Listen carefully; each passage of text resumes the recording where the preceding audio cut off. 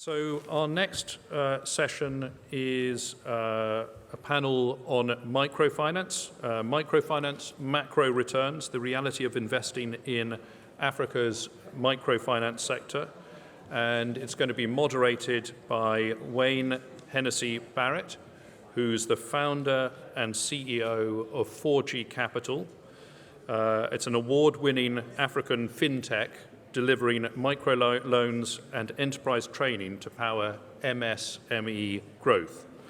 Over 25 years' experience in frontier market operations, creating sustainable and scalable operations to deliver high-value outcomes. He's advised and served several commercial and non-profit boards in the social impact, finance, and technology sectors.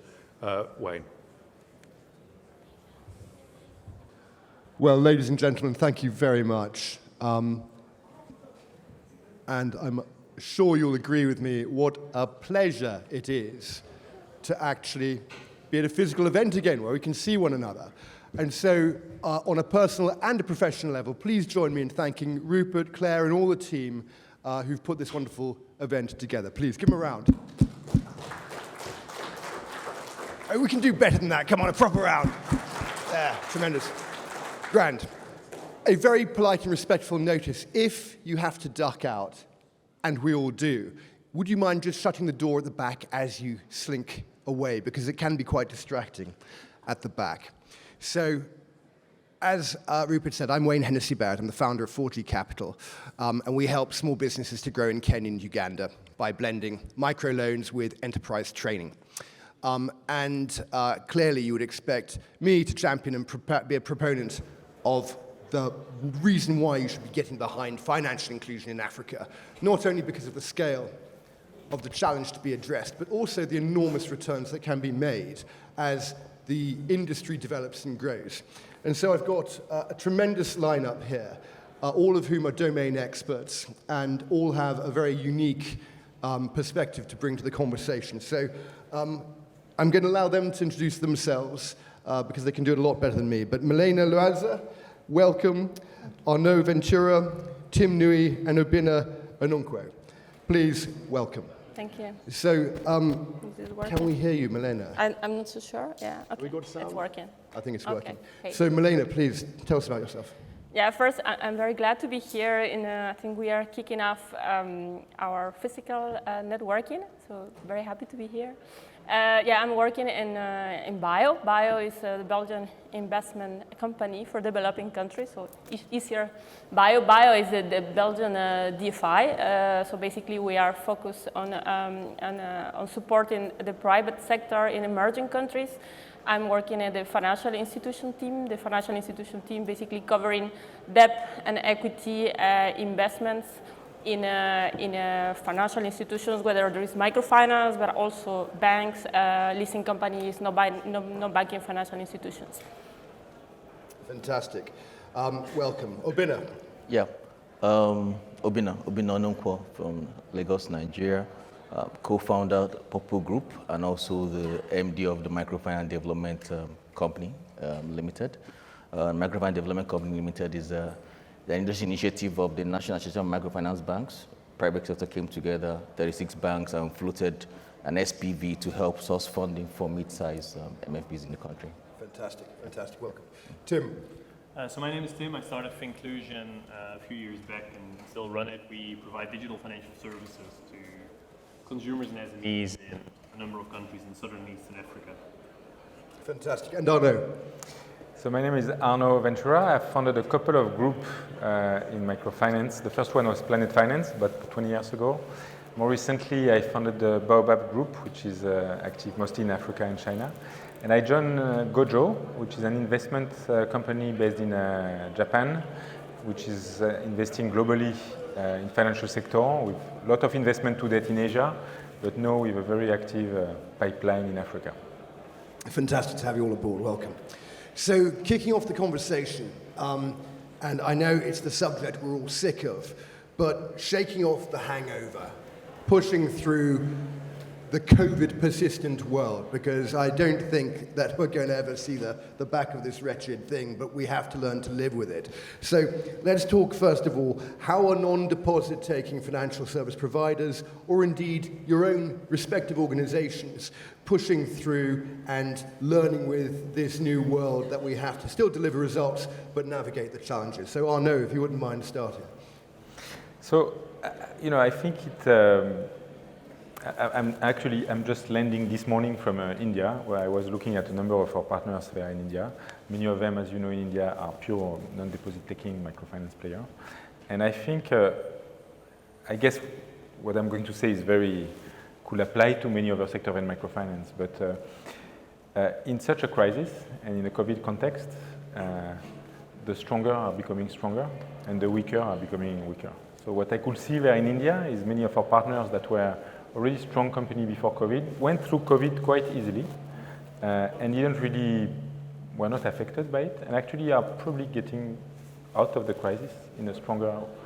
We have also a number of weak companies that have a more difficult time, I would say. And looking no more at Africa, where I looked at a number of, we are looking at a number of investments, and at Baobab, we were running a number of companies. When I see the performance of those companies going through COVID, it really reflects exactly the same. So for me, COVID it's really it helps reveal something which is already there. Yeah, extraordinary.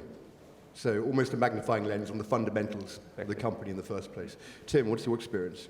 So I think very similar. I think digital becomes more important, lower touch, and it's harder to basically make up for things. But I think it's been a huge opportunity to grow digital lending bases. I think there has been growth throughout this, and I think collections becomes even more important in the lending space. It's harder to grow out of problems if there is a lack of new liquidity coming in. So I think it's really just transparent, and I think COVID has been a veil used by many, but it was fundamental problems of a sector that should have been more digitized than it probably has been to date. So I think it's been great for digitization, actually. Melina. Yeah, I think in Nigeria it's been like a mixed bag, right? If you look at CBN data, year on year, the loan book asset size in the industry has grown from about $1 billion to about $2 billion after the COVID period. Trade has expanded in our country, and most of the MFBs finance trade, so that expansion has driven a lot of that growth. It also was a period, like a sandbox period, for people to try new things in terms of digitization of collections, digitization of distributions. So more people are embracing digital platforms to distribute. We saw increasing growth in consumer loans via digital channels. More banks, embraced wallet systems. I mean, on our part, we developed the first ecosystem for liquid trading in the country for MFB. So it gave us that opportunity where everybody's sitting at home, let's think of something new. And it also afforded the regulator to take into consideration what they would have thought are our nuisances into policy in terms of, okay, so in our country, you have the way you look at risk asset classifications, 30, 60, and 90 days, right? After COVID, we made After COVID, we sat down with CBN and said, okay, you know what? This is the opportunity for us to showcase to CBN that structure does not work anymore. Right. We need that flexibility that you get to the commercial bank. So it's a mixed bag. Yeah. So you're actually seeing not only the strong continuing to survive and adapt, but innovation happening during the crisis itself, possibly as a catalyst. Yes, and indeed, a lot of MFBs have been acquired in Nigeria by digital platforms. Right. Significant acquisitions. Interesting. So consolidation within the industry, where possibly what would have been the underdog a couple of years ago is now suddenly the future. Extraordinary. Melina, what are you seeing? Well, in my perspective, I see two different stages. I think at the beginning of the crisis, I think there was a need to adapt, to provide flexibility to our clients. That was rolling over like debt facilities. That was about trying to adapt financial covenants and really giving the space for microfinance institutions to breathe, actually, and to avoid massive restructuration. Today, we see, I would say, more stabilization trend, but the concern remains on what will be the asset quality once moratoria will be completely over. So we have been seeing a restructured exercise done during 2020, during 2021, and I think we haven't seen yet the effect of those. So I think we identify as well a need for microfinance institutions to update their credit methodologies, the way they measure risk, and to incorporate the uncertainty that we have today in terms of how clients will be able or not to repay. I think that's something that it's very important and key for MFIs to manage, to control risk, and that expected credit losses can be accurately measured, and of course subsequent provisions. So that's really interesting, and you're in such a fantastic sort of horizon scanning position as a DFI to be able to see across the landscape, not only the enterprises but other investors as well. We've seen and spoken about innovation on behalf of the enterprises in contact, if you like. Are you seeing a similar, maybe innovation is not necessarily the right word, but I'll use it, innovation on the part of investors to look at things maybe differently? Is there a recalibration of expectations? Are we recognizing that it's going to take a while before maybe some of these portfolios return to normal, or is a kind of maybe the same framework as before? I think it's going to take a while, for sure. I think things are moving progressively, and we see between different geographies is also completely different what is going on in Africa, in Latin America. And as you say, as a DFI, we have exposure to different markets, and we can compare. And I would like to say that I think Africa, at least from our perspective, has been quite resilient to the crisis. Yeah. Well, but we will come up to that point maybe after. Yeah, well, we will, but I'm always interested in it. But we in East African operation, and the resilience of the clients and the sheer strength of humanity to overcome the daily challenges, let alone the global pandemic, which is swept aside, I think is really showcasing that this is going to be Africa's century in many, many ways. It's a good segue as to, not only that human resilience, but the power of technology and how that can just change things fundamentally and in so many different ways. So if you're happy segueing from that, where do you see digitization accelerating the value returns, not only for the enterprise, but also for investors? Tim, maybe if we start with you, because that's kind of your wheelhouse. Sure. So I think, first of all, the unit economics on the enterprise side of digital engagement with the client is much lower, not in the initial build, but in subsequent engagement. I think a big opportunity for us is continuous engaging with clients, being more effective in cross-selling, and over time, really having that relationship with the client sit within the entity rather than with an individual agent or employee, which it often was in the past. At the same time, I think from an investor side, we've really seen that a lot of investors have completely rebuilt both their assessment models and their diligence models to be largely driven on data, transactional tapes, and basically in a digital mode. And I think that by itself, it saves significant cost on both the investor as well as the company, where a lot of the work can actually be done by continuous verification, integration with loan management system, direct reporting. So I think investors have gotten a lot more digital and smarter about how to do both the initial engagement as well as continuous reporting. And I think that model of real-time digital reporting of underlying loan book quality is ultimately what's going to be the future, because that's the heart of any MFI. That's what keeps it ticking. And if you basically track that performance, it'll say everything on whether or not about you've made a good investment. So that's where I really see a lot of differentiation happening right now. Yeah, absolutely. Obina, what's your take?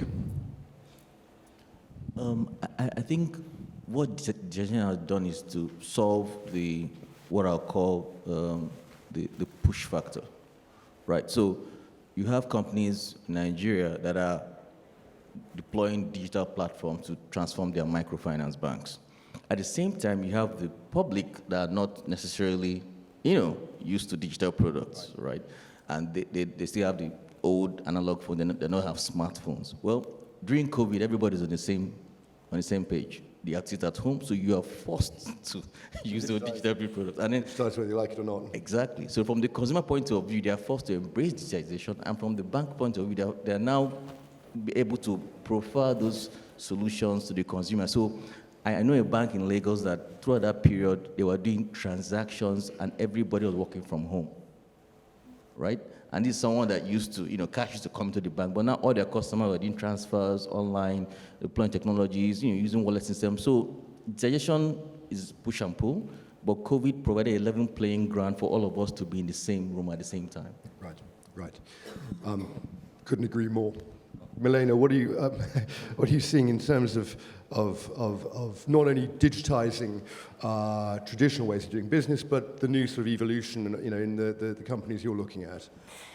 Yeah, I think we like to say that pre-COVID, Bio did extensive research on our portfolio, basically to understand where our clients stand in terms of digitalization, to understand the risks and potential opportunities.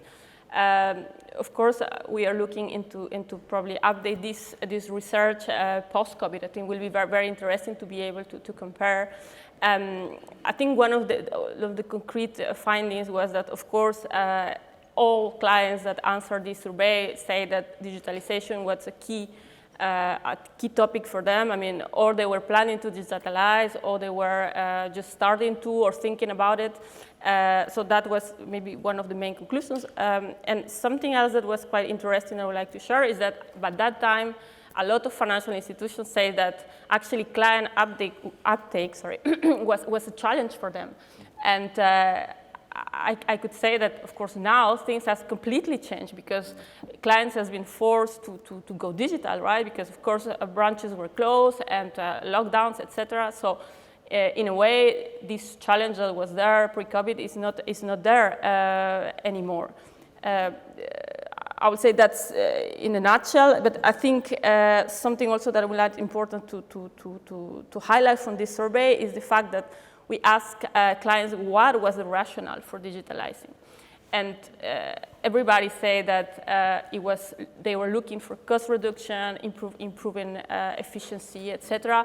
And very little answers were related to rural outreach, for instance, or saving mobilization. Right. So I think we can agree that, yeah, digitalization, of course, indeed is going to help to the MFIs to get more efficient and reduce costs. However, I think sometimes as an investor, we tend to forget that digitalization involves large investment, upfront investment. So it's cost consuming, it's time consuming, and the benefits of digitalizing are not seen like from day to night. Right.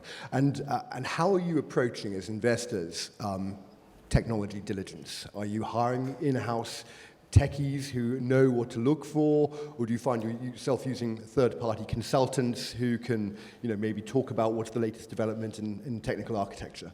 Yeah, I think it's the second one. I think we are getting, more and more familiar to what is going on in terms of digital, fintech, etc. But for the time being, at least for this survey, we work with a consultant that helps us really to go to. And then also we have TAs, so technical assistants, and for them we also work with consultants so they can better guide MFIs on this journey. Fantastic. Mm-hmm. And Arnaud, from your perspective. Yeah, maybe it works, yeah. Yeah, we hear you. One word on this. So I think digitalization is obviously a very trendy word. It was for the last 3-4 years. Now it's even more trendy than before. And I think very often when we hear about this in this context of microfinance, we tend to forget the diversity of microfinance and the diversity of Africa or of the world. And digitalizing a microfinance operation, it's something very different, whether you are in Kenya, in South Africa, in Nigeria, or in Chad. And just to give you an example, and again, as I was in India for a week yesterday, you have countries like, it's the case in Africa, but take India. India has built a full digital infrastructure. The government has built a digital infrastructure, which means that anyone in India has a bank account, which is linked to his ID, which is linked to his fingerprint. So anywhere in India, if you have the fingerprint of someone, you can connect immediately to his bank account, and you can verify his ID immediately. So when such an infrastructure is built, it's very easy for any institutions to plug in the infrastructure and to digitalize part of the operation, because obviously ID verification is key to any financial institution. This is what we call KYC, and connection to the bank account is key to manage payment. So when an infrastructure like that is built, it makes digitalization way easier and faster. And in Africa, take Kenya, where you have M-Pesa, which is not a public infrastructure, but you can argue that there is such infrastructure, digital infrastructure, which can enable and accelerate digitalization of traditional microfinance players. But again, you have the diversity of Africa. National public digital infrastructure are not there anywhere at the scale or what you can see in some countries outside of Africa. And private infrastructure such as M-Pesa are rarely as efficient as they are in Kenya. So the way digitalization is taking place, is very different, and you cannot have, you also, raise the question of investor. As an investor, you cannot have the same expectation on digitalization whether you are in Côte d'Ivoire, in Chad, in Kenya, or in South Africa. That's very different. So obviously there is and then the second point I wanted to address is obviously there is a demand from the client, but also when we talk about microfinance, this world reflects many different realities. We are talking of loans of $20 to a rural farmer, or of loans of $10,000 to a urban entrepreneur. This is obviously not the same type of client, and they obviously don't apprehend digitalization in the same way. And so, this world, digitalization, when we talk about it, we think, it reflects just one reality. But the fact is, it's very different depending on which country you're talking about and depending on which client segment you're talking about. I'm so glad you made that point, because it really does speak to the diversity of every different market. And I guess part of our job at this forum and having this conversation is not only just talk among ourselves and talk about themes which affect us all, but how can things improve, regardless of which role you play. And we'll talk about central banks in a second. But if there's one thing that we should all be really encouraging all African governments to do is lean in and support the digital ecosystem, whether it's enabling mobile money payments, whether it's providing a safe space for innovation, whether it's fostering local talent, whether it's growing local academies, and helping companies that help grow those sorts of skills in-house and locally, because that's where those skills are most needed. So I think it's a brilliant point, and I'm really glad you made it. So talking about how governments have a role to play in this, and let's move away from wretched COVID, but we can't really expect central authorities to solve all the problems for us, but at the same time, they maintain the rule set, they manage the playing fields where we operate. So regulation, let's just talk a little bit about the balance between where companies have a duty to perhaps self-regulate, if we can put it that way, and then where would we like, as industry practitioners, where would we like to see the central banks operating, intervening, and maybe in what sort of ways? And the first and obvious point to Arnaud's last is just how different every country is. So, I think if you can draw specific examples from your own experience, that'd be helpful. From my perspective, we're extremely lucky in Kenya. The Central Bank of Kenya is moving to regulate the unsecured digital lending space, and not before time. It's a good and welcome development to bring some discipline to the market and to put things in order. But it's very encouraging to see that they're not looking at rate caps, they're not looking at sort of inappropriate capital requirements. It looks very much like the government of Kenya putting forward a framework for client-centric consumer protection, and that's exactly what I think we'd all like to see. So that's just kind of a chuck up for Kenya and East Africa. But let's talk about your specific experiences. Melina, if you don't mind starting, because I think you might be best qualified to begin with. No, I'm sorry. Regulation? No, forgive me. No, that's fine. I'm very happy to hear your things, but actually I was going to talk about Obina, because you spoke on it before. Let's just hear about the Nigerian story. Okay, so I think in Nigeria, I think the issue, the challenge is coming out of recession.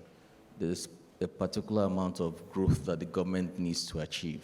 I mean, we need to be growing at north of about 8.3% for us to have what I'll call inclusive growth, where it spreads around. I mean, we're currently at about 5%. That's coming out of a -2, right, where we are. But our population is going at 3.2. We have a long way to go. So for the government, they need to drive an expansionary policy to drive that growth. At the same time, from central bank's point of view, they are very wary of that impact of that policy on inflation. So they are doing inflation targeting, which is why you've seen over the past consecutive MPC meetings, central bank has maintained the MPC flat for quite a reasonable amount of time, trying to strike that balance. So it's within that context that they need to make the rules on how to expand credit to the consumer by encouraging the banks to lend. And what they did in Nigeria was to say, you know what, we're not going to allow the banks to buy T-bills anymore. We're not going to allow individuals to buy T-bills anymore. And if you keep a certain amount of money in your bank over a specific CRR, we're going to penalize you for keeping money. So the banks were forced to lend money. And then you now had the commercial banks running down the value chain and trying to give loans of 1 million naira where they weren't doing that before and looking for customers. That was not that was a big issue. Right. But then was also a opportunity for the MFBs to also scale up their business. Now, the other issue that they had was, how do you now tackle the issue of cryptocurrency, right, and its impact on the economy? Nigeria, aside China and probably US, is among the top 5 traders in cryptocurrency, and these are driven by millennials. Right. They are crazy about it. So what the CBN has done is to say, we've created a sandbox system where fintechs can come and collaborate. We're going to go further, and instead of going down the Kenya route, we envisage a situation whereby 4 or 5 years down the line, we want to create a digital-driven ecosystem for exchange. So they created the e-Naira. Now, the e-Naira, if you look at it from where they're going, at the terminal point of that e-Naira, someone can stay in London and do transaction with someone in Nigeria without having to have the physical currency. That's the end goal where they're going. So, done the e-Naira, they've integrated it back into the commercial bank, so you can have a wallet system to put that. At the same time, they are trying to link in such a way that the federal government can also use that system to also distribute their intervention mechanisms. The challenge with that is that some banks are up, some banks are playing catch up. If you don't have the infrastructure to tap into that opportunity, you're going to have, a long period. And then lastly is the issue of FX. We all know Nigeria has had a problem with FX liquidity for quite a long time. We have a situation whereby platforms are revealing FX, rates all over the place, and CBN trying to find a stable rate for what the naira is, and nobody appreciates what the value of the naira is. So what they're smartly doing also by using that e-naira to reduce the pressure on the demand for actual dollars to flow into the country, but also compelling companies to also look at the value chain. I know of a company in our country that cannot move out naira, so they're investing their dollar proceeds into agriculture, right, so that they get the export proceeds out into their foreign accounts. Okay. So, very interesting. That's very, very interesting. Tim, regulation from your perspective and that sort of vacuum between the government and the company. So I think from my perspective, one has to make a differentiation between lending-only microfinance institutions and deposit-taking. I think lending-only regulation, there should be a burden on the company, from a government perspective, to ensure it's fair, people understand the products they take. You can't give a 20-year-old a $5 loan and expect him to do something productive. He's going to the bar, drink a beer, and he shouldn't get a negative credit record on that just because he then defaults on that loan. So I think reckless lending laws are important. I think they're very prevalent in South Africa. They're upcoming in Kenya. I think they should be everywhere. I'm not in favor of rate caps because ultimately, the cost of credit is the cost of risk, and what we might feel is expensive here may not seem expensive to the individual. But to me, the key is affordability. Can that person afford the loan? So that's on the credit side. I think, on the contrary, on the deposit-taking side, I think it's important that one is not taking money from wholesale investors who, on the out, I think are very capable looking out for their interest. I think when Melina with BIA invests, they know what they're doing. They have the capacity to monitor. But if you look at consumers, they do not per se have this capacity. They need to be able to trust that the government ensures that anyone who can take deposits in a country is actually able to honor those deposits, honor those transactions. And I think prudential guidelines there are extremely important. And I think specifically in many of the African countries where I would say the prudential oversight capacities are limited as a result of human resources, financial constraints, and others, I actually think it's important to never forget that banks are banks and digital is just a distribution channel. It makes us more efficient, it makes us cheaper, but I'm actually not in favor of light capital requirements or licensing requirements for operators to be digital if there isn't an infrastructure within government entities to supervise that effectively, because one creates a baseline for potentially non-prudently run financial institutions, and the ones that end up losing out there will be the depositors. And I think there is already limited trust in financial institutions in Africa. We've seen bank failures in many of the countries in Africa. There's no need to see more by letting people play with people's money in a sandbox. I don't think playing with inexperienced retail investors is equitable at all. So that's probably my 2 points. Excellent. I could not agree with you more. And that perennial criticism of lenders in Africa for the price points which appear, to Western eyes very, very high. There's nothing we'd like to see more than lower cost capital coming in to fund those same businesses, to allow benefits to be passed on to clients. But the reality is capital in Africa is expensive, and that, I think, is a mismatch with a misconception of risk, but nonetheless, markets are driven by perception. So if we can together bring down the risk levels, bring down the perception of risk levels, then we can bring down those prices as well. And I think we're all behind that. Arnaud, regulation. Yeah, maybe a few words on that. So I think, globally and obviously in Africa, traditionally the regulator, largely the central banks, have seen their role as a role of protection. Protecting the consumer against high interest rates, you mentioned it, against making sure their deposits are safe, etc. In the last 10, 15 years, thanks to a number of international organizations, IMF, World Bank, etc., there is a new word which is appearing on their agenda, which is financial inclusion. And beyond the role of protection, they see their role also to increasing financial inclusion. And I think, very often, because of their traditional role of protection and the mechanism they have for financial inclusion are typically the same they use to protect the consumer. Interest cap rate, a number of regulations on the entities to have minimum capital, the number of ratios to follow, etc. And I think, in fact, both the regulators and the government should put on the agenda, and it's part of our role, I guess, to stress that much more, that they have a role to build the infrastructure, which is the digital infrastructure, which will enable financial inclusion. I mean, for all of us, it's very obvious that the government has a role to build the highways, the train, the metro, the physical infrastructure. We expect that to be built by our government, and it's very understood that this is the role. This digital infrastructure has not yet been seen as a responsibility of the government. It's largely left to the private sector. While you have a number of things that cannot be built without the government intervention. I mean, if you think of national ID systems, if you think of fingerprint recognitions, I mean, what I mentioned about India, this cannot be led by the regulators or the public sector. So I think, as part of our role as players in the sector should be to highlight and insist that that's what we expect from the regulators and from the government, because really this is what will enable financial inclusion, and that's what will help us to go further and to go faster. Fantastic, absolutely fascinating. The role of the regulator as an enabler as well as a protector is absolutely fantastic. I'm conscious of the relentless march of time, and I don't know if maybe there's the opportunity for the odd question because we've got such a fantastic panel here. The last thing to talk about, your own personal call to arms.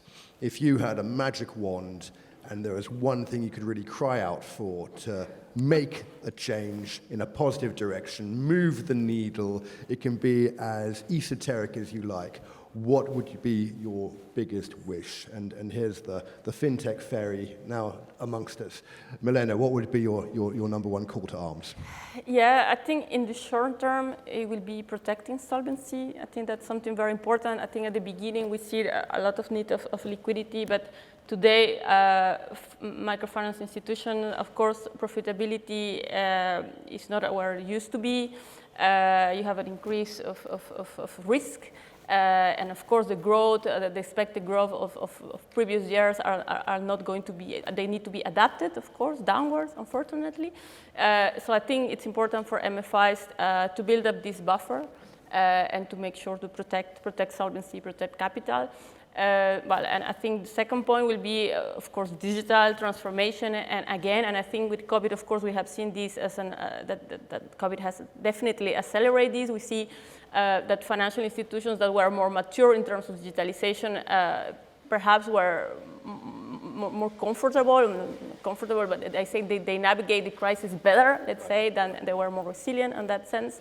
But I think there's still a lot to do to really help the traditional microfinance institutions and traditional microfinance into digital, and this will involve, of course, a fundamental shift for microfinance institutions. But on the other hand, I think it might be also a matter of surviving. Great stuff. Your magic wish, and why is Africa such a great bet for investors? I think two wishes: knowledge and culture change. A lot of the products that we have from the product provider side, there needs to be a lot of knowledge of how to make it efficient, right, and make it productive. At the same time, from the off-taker side, the consumer, they don't know about this product. So if there were a perfect world where there's perfect knowledge, then people would take up more of this product rather than somebody having to explain the details of a product, how it benefits the consumer. Culture, because when you want to make changes, everybody has to take ownership. If we're talking about digitization of a platform, if the MD does not own it, nobody else, will take it. There are things that you could use SAP to do, like use Enterprise 365 to do, right? Now, if you're not savvy enough to know those differences, you will go and spend too much money, meanwhile you don't need that amount to achieve certain things. So if we had that knowledge and we had that culture of embracing this innovation, then we'll achieve a lot much more. Love it. Fantastic. Tim, what's your call to arms? So I think for us as a business, it's digital rails in all of the African countries, better allowing us to do verifications, integrations, etc. I think for Africa as a continent, it's also more patient startup capital in any industries outside of fintech, allowing operators to start businesses and creating a baseline for us to fund, because it's hard for us to service businesses to people that are on $1 a day or $20 rural loans profitably. There needs to be a wider infrastructure supporting that, so that once people upgrow from there, we can then service them. So I think patient startup capital is probably the more important, broader theme. Fantastic. And Arno, how are you going to save the world? It's going to be in line with what I said. I think digital infrastructure is what is needed now. That's fantastic. I don't know if you've got time for one question? Yeah, one quick question. One quick question. Don't all rush. Okay. I think everybody's ready for lunch. So, we have a question here. One more panel afterward. Okay, so listen, we're going to wrap it up there. Thank you very, very much. Really, really special conversation. And thank you all very much for your interest and engagement.